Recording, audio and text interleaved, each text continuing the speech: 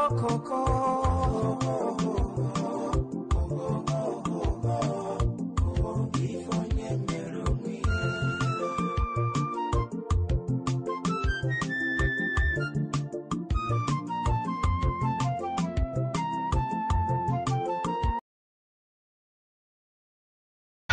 Dixon.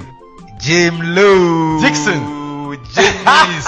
Hey, asalnya besar. Charlie. Olaga. Ai.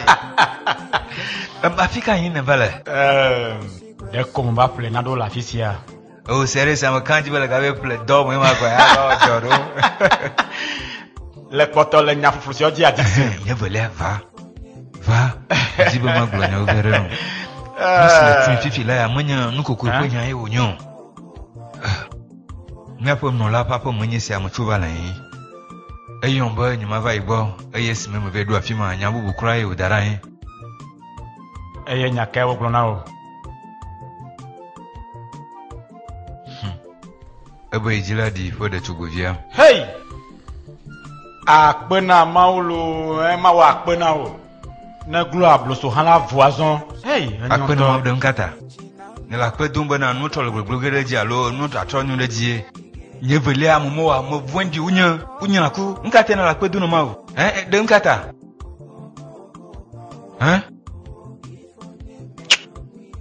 Ko higanda lelo. De ni nyebe eglona bana. Ni be idi fo de tuguvia bokwa. Bosro la kwa. Nka. Bosro la kwa. Awa nyeme se gomo. Ewa be nu sia le me tolo to dromene. Nyevelia nyamo toni simlo. Mo de kuku na mo yideji le kuku de ne kaka oval bana. Ya ne yi viere. Ya ke ma glona bosro be. Ne tobele na so abale si oje na. Akpena maulo. Maugan akpena okpo ale si me po jijora. Negloa dasire dibe yaga ne eyi viade Dixon. Manya le si nu sia do jijona ndo. Nkate u ne le akpe dunu ma na ma. Ele jijo po ma kwe. Nkate na le jichima na. No ka gajo. Esime me de bosro goa. Bosro glo namba. Akusila wi anava. Bele gbe so la ku. No kata. Gafo mo dunko hafi mo ide goa. Aguva go. Glone be. Ne donc le soin ancien mon noa. Ela ku. Sinon le terrain dit cela yemalo. Nakana jila glombe adon sur encore. Adon glombe kukua. Mabe aula adon glombe kukua leke. Papa ko magati nya den namo tafache. Aw Dixon dotum. Egala boso makpa. Nyate fenye benu sale me tolo to dro nyama ka tek pejo Dixon. James. Afika odon glombe kuku le po. Enye ple o fagba eto vona bo soto. Yo ha mi do mi apa kuhio. Nyaka onye glona le. Anyom magabidio. Yaka Dixon. No ka wo le benia wazon. Nyamo wo si matin wavo. Na wo mde service na dru yazon. Ko he kan kuma nyesia. Ko he kan nyesia me to mile. Nyevelia. Midula onade. Elle be bostro la foko gande me. Nunca tutu le benia wo. Te puere que me liwasi alo ave balo.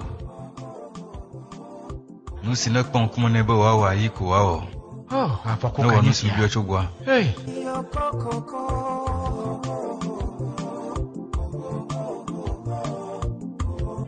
Agu me kpona nu blanu na me adeke o. Nu si te wo nye nu no laima. Hafi ame ade wa nye nse to gane abobo ade a. Elebe nu sogbon adro ne pa me ama. Nyasi le gloma, nyama kanji be le tepo. Ne nyibe sena tamanya wa, mate da si le mia hono bosro anu, akwato achiagbo. Onto le kponu si ne joa. Ne nyibe la modo tepo ya, ela wiye. Ipo nu blen kokpo na be mia hono akwato la gbo. Le kponu si me jibo magbla. Agu si me nyama kpona nu blani na me o. Ta flachia. Nu nyonwe o nye le fankuma.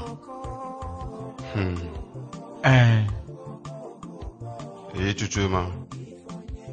Bostrofo nu onu blanu nem. Be mi de kuku de tale agu bo le kwa be.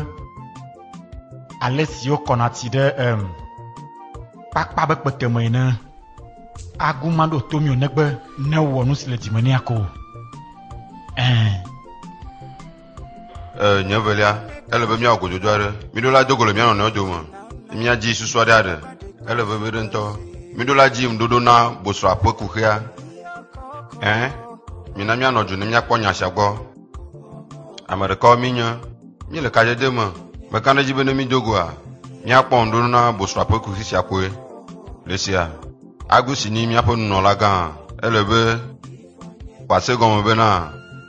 Miokata mo go to mi nye mi ate ovo dadaju. Nu si ala tempa menanye be awenye agua. Jimesene agua legbegbe. Eye maganglo be oduna nkunya siadi. Afisi mile agu fo nyagbon le a la fima. Nya tepe gbongbon famo e onya. Kake do ponam la fisi afia. Nyemate do nyamenu na o. Gake nyebe na agua gbongbon afan amagboto afan ye onye. Esi nye kplomi le nu fue a mega o moya no be agu le mia kpon la fisi o le da o.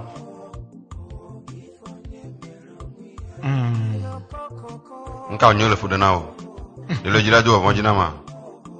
O de kakwe sia lo na na rento. De o le bema kpon kwenti nya na wa. Mo hie ma no kwenti nya na o le la be. Le nye nyuide abiale si nya ha manye ne. Agu agbongbon afan amagboto afan ye onye. Ema. Ya ta nya le si la no nu den le. Nya siame alebe magave do agbe afokumo. Ya chonko jara kwara. Yema de ko mi na ko dura on de mi no diata. Karamwelio. Ya no jiblo blo kwa nu sam la dodo.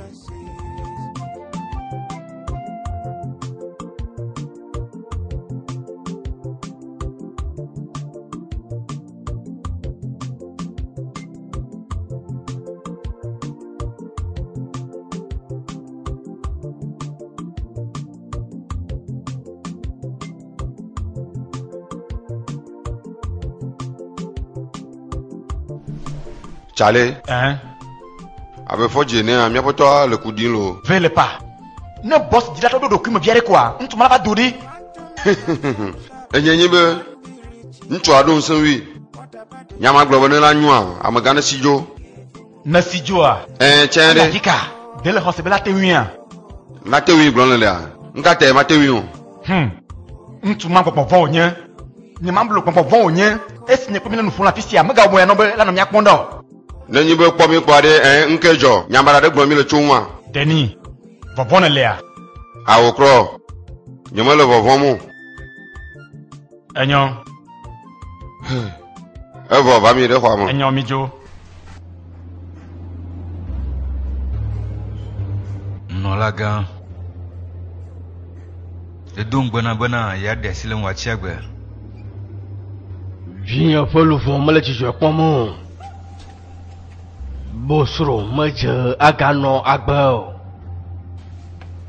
Nɔlagã, ame siwo nye ŋutsu kalẽtɔ wo medana ɖe woaƒe ŋgɔ dzi o.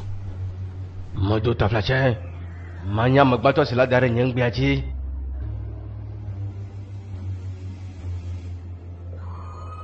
Taflatse, mede kuku nɔla. La gate kpɔm ble ne aɖo bubu nɛ bena ne wɔ to vo na ma. Nareko, nububu aɖeke megali o. Bosro, de abi le dzidzina. Esi wo ɖe nye ɖe tukuvia ƒe agbe ɖa, nye dzidzɔkpɔkpɔ. Ame si nye ŋɖe sia ɖe na le xixe sia mea. Ao, ao, Bosro ɖo la ku. Bosro ɖo la ku.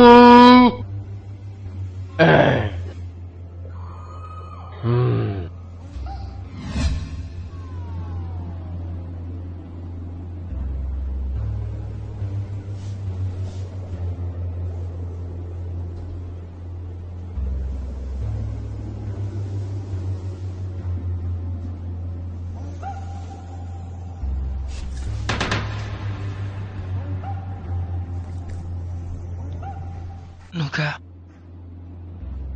Bébé. Bébé. Ne laisse pas. Me coudre bon yere. Nkaka fo wala basia. Zande ko mo julo gbawe. Nyama se gomo. Enyo dren ka onya na pu. Nyamala onmo no gom samu. Nuka onya. Amede le jijin la u holonya. Ga kama ko sabali sasinde. Le drame amo bleta. Akpena ma. Mala bana hanu. Esimene bleta le drame. Nanda kama le ogo. Ta flate bébé, juju amli manusio. Mala gbo la fisia. Mala fisia. Enyo nana ma jema. Nesia. Enyo. Va midi ide gwama. Ichuchema mi de gwama Yema mi jo midi.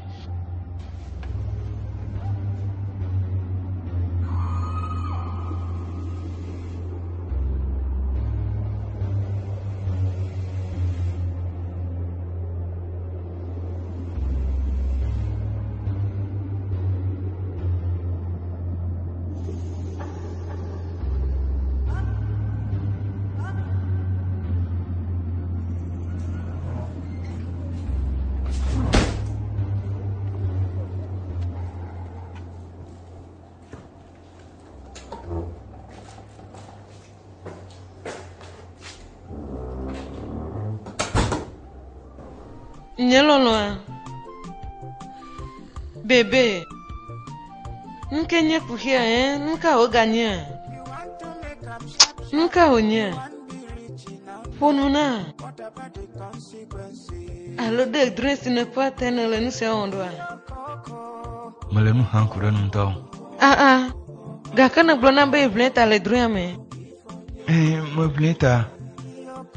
Kaka malepe ka poema male chomu.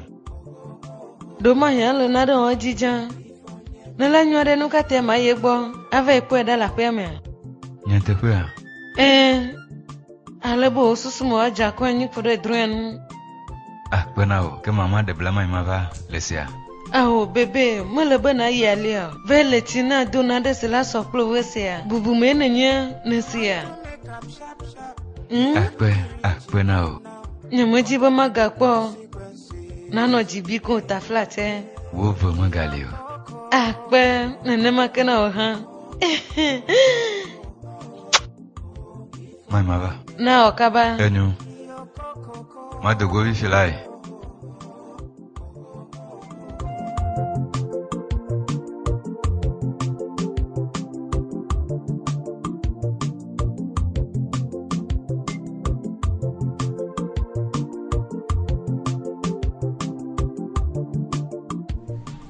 Jackson.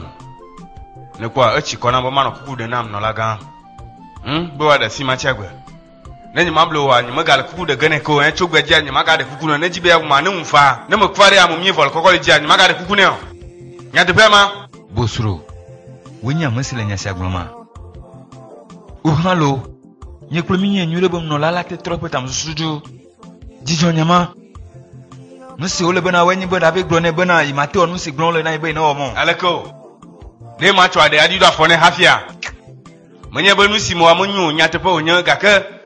Mele jichin club ya kpon le jijomo. Ne mo kunu vire kwa. Ebinaji, nyamanya nusi tayo. Me dugo ba la fisia ela bena nya kwa mo le bo bang gege. Nya pe me katan blali chi. Magwa te gbon aya dudere ketete o. Enyo. Formo si ole globana izane ade. Esi mo zane a ye pe do nu mo kpofo hare o.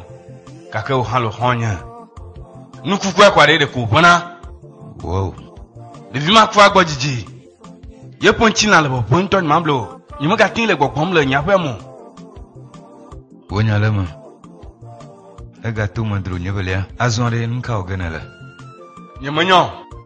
Echi kona mo ku de ne. Male mo kone bo abamu. Ne ba mu ne ma fo. Mono boy nyama.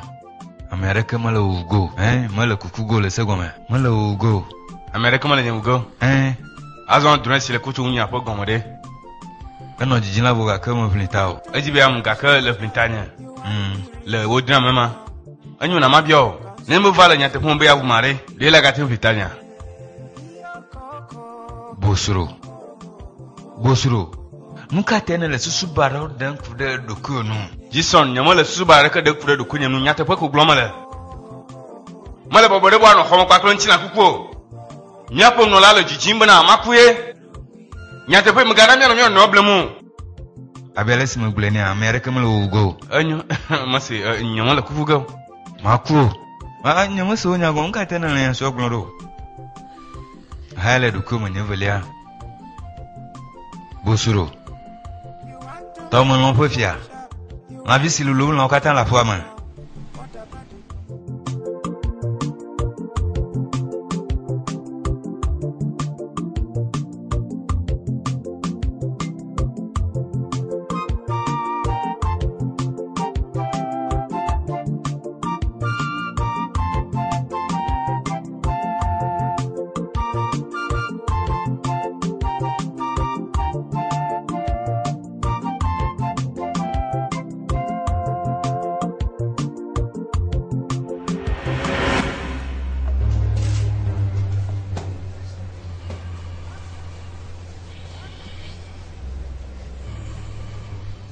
Bosro ida bachaji nana dosron agbo fifi lai nola me gbe nyama o nyama tin ve dom tina kuku gbo nuka yema ne yo da chupovinya be nukukua na gbe aro lo na rola we kue ina fe twegbo le bubu de sia de simoduna wa la nyuna ba maku chobo ma ve dom tina kuku gbo ke nyima gadu mon popo baraka chobe mawo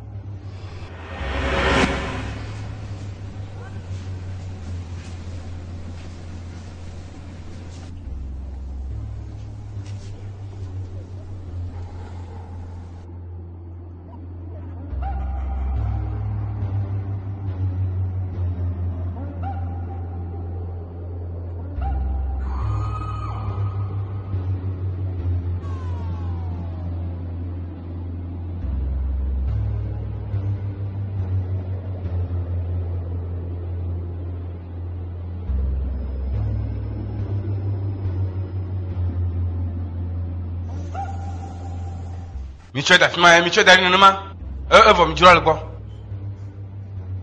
enyu to fada le vado le nyi to ma mi va nyu nto jo ade le bibin le toaji fada to le jo lan bla bla nyi mate le chigo enyo vinye fonu mase no ka onye le din ntinya jijare onye ga ke senu ale gbegbe yo vo akora po sia Yesu pon come. me pe vo abone kpanko la fa ba fi afi Amen. eye mo so vo abla le jina mo sia mo la po sia mo Amen. de ka ko vinye fonu mase fada ta flache me kuku choka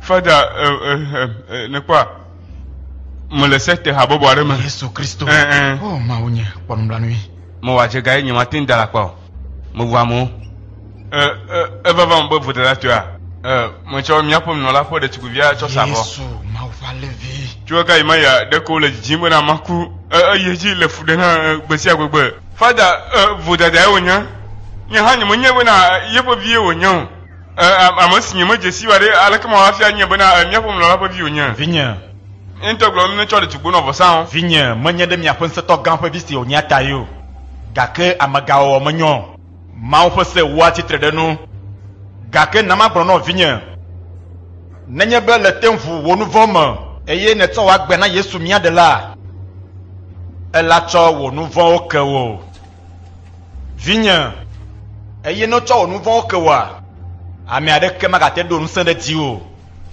azon de la te wonu voma a cho wa gbe adasina Yesu Kristo mia de la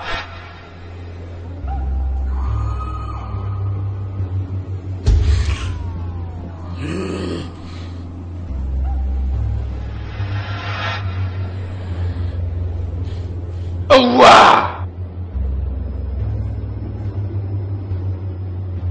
Awo! Awo! Nous sommes matin famo! Awo! Awo! Nyama de mo wa famo!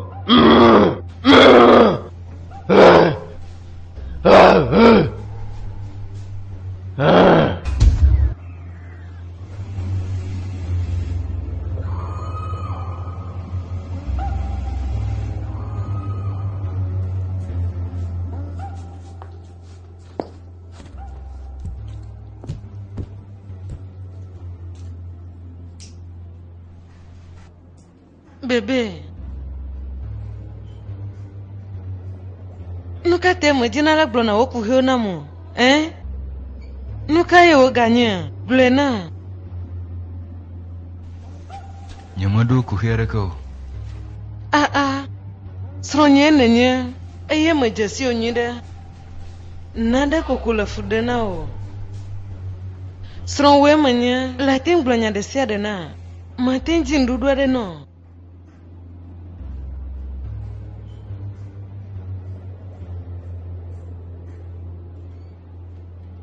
Bébé ponu na enyenye sron. Eye mo globana nyamado ku here ko. De mate senya siagom no bobwere.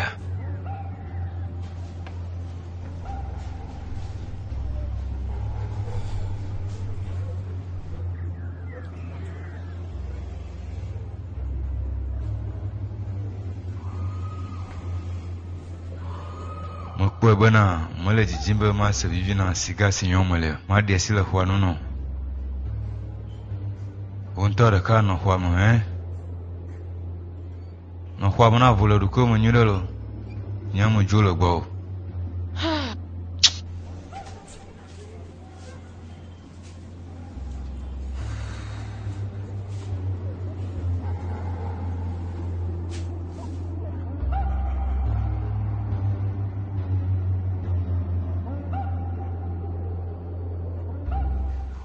Fata nyawo bware kamali maga glory mo glono ko bana mala sete awo bware mo be mo wache ga mo na mo hafi gavana mo va vo dale dunyuma jule gbegban nye klan ku le khomlo mo de kuku dem dule ha asiam Yesu fofu ma kenenye ye nyi miapum no la mo to vo Fada kwekolo ella be kadediere ke mo le Yesu que li ple diviti domu aye le le ka jime yam pas voir me po la ko so ma ko ko ama kenenye me le gbede no fonu ma se aye nyi miapum no la kan e nyam si le jijila de nya gbeda e bo nyima kukwe vie nye nyom via magaten wo maten wi ella be de to agbe na Yesu Kristo vo akpena Yesu amen nyemo nya ka fi uvi wo nka tara be ya de nya gbeda do Bosro!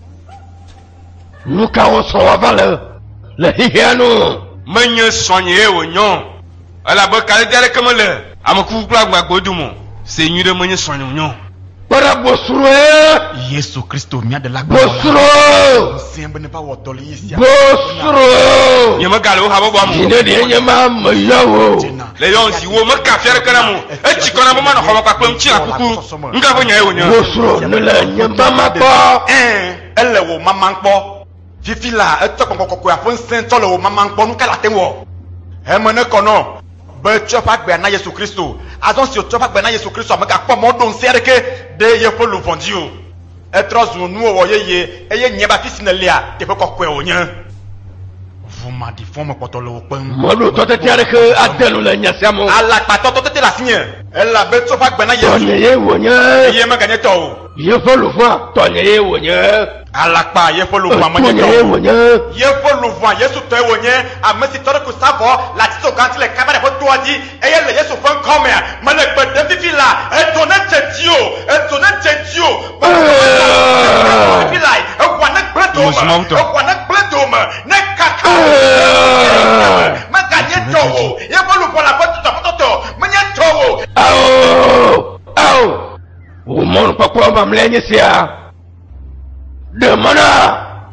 Ne ma pas ye fo lu fwa. ala patwe ne Ye fo lu fwa. Tonye wonya. ye fo lu voix ma nye to wo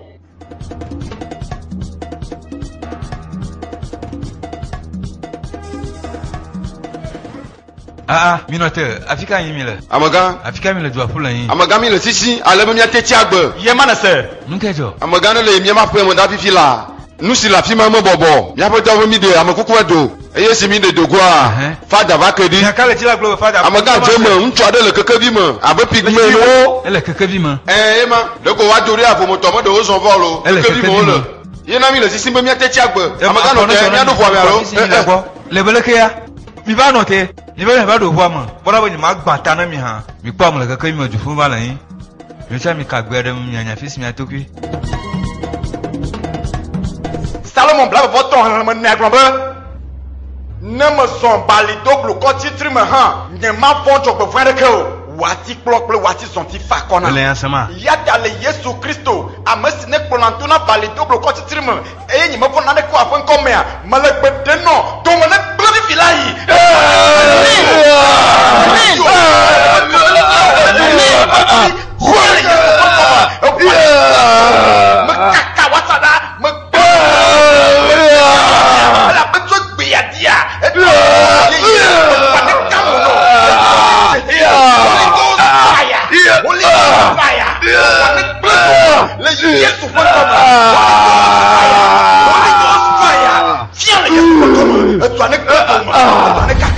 Akpeno Yesu Kristo mauto akpenao mau fila akpenao bonko kwe akpenao wonye de love de la wonye fia odi fia bubu eje nao sese na oda benega vinya nadeke malisi mau matenwo enyo namado gradetao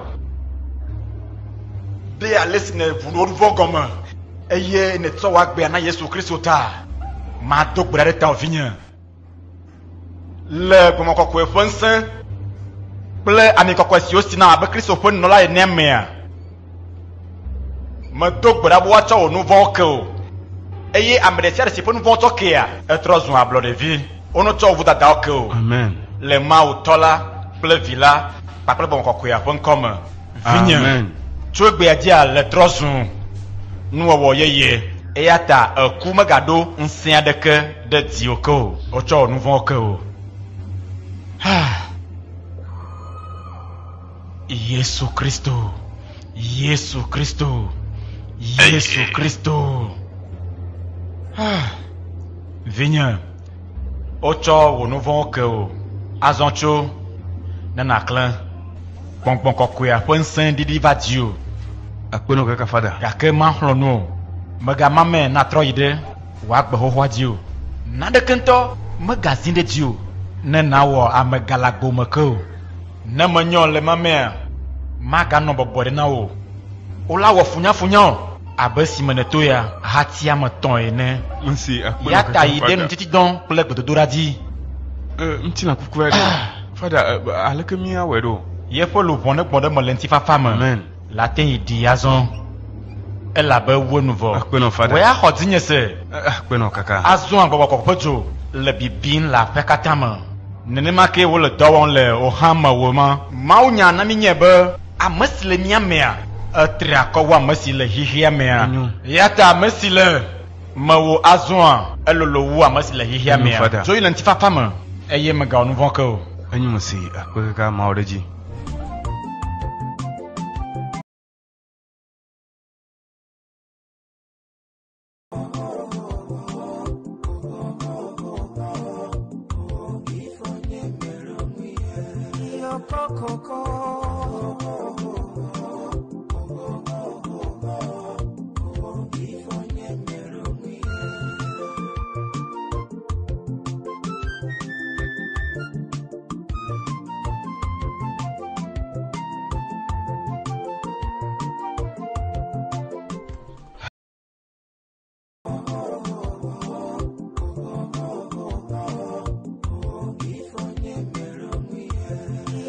Coco.